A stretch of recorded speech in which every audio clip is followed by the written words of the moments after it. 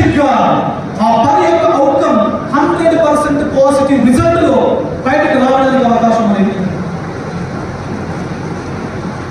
కాబట్టి నేను యువకుడిగా మాట్లాడుతున్నాను.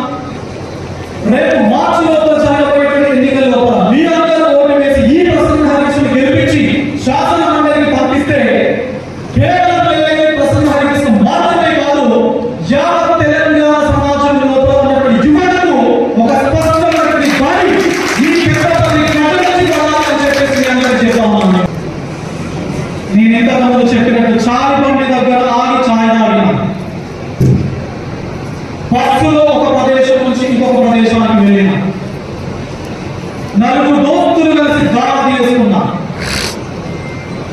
ఫ్రెండ్ బర్త్డేకు అటెండ్ అయినా, బంధువుల మ్యారేజ్కు వెళ్ళిన, అవకాశం వస్తే రాకుండా తీసుకొని ప్రసన్న హరికృష్ణ నటుడు మానవుడు ఉన్నాడు, ఈసారి కట్టపత్రులే ఎమ్మెల్సీగా మనం అందరం నోటి వేసి గెలిపిద్దాం అని దయచేసి పరిస్థితుల్లో భవిష్యత్తులో జరగదు అనేటువంటి ఒక బృహత్తరమైన లక్ష్యంతో నేను రాజకీయాల్లోకి I came into politics for a good cause,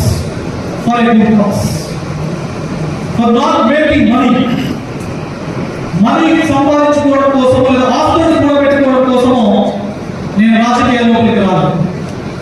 I want to do something good for the welfare of society. So ఈ యజ్ఞానికి, ఈ బృహత్తరమైన లక్ష్యానికి మీ అందరూ భాగం అవుతారని చెప్పేసి, మీ అందరూ భాగం కావాలని చెప్పేసి మనస్ఫూర్తిగా మీ అందరినీ మరొకసారి రిక్వెస్ట్ చేస్తూ I need your unconditional support, cooperation and blessings.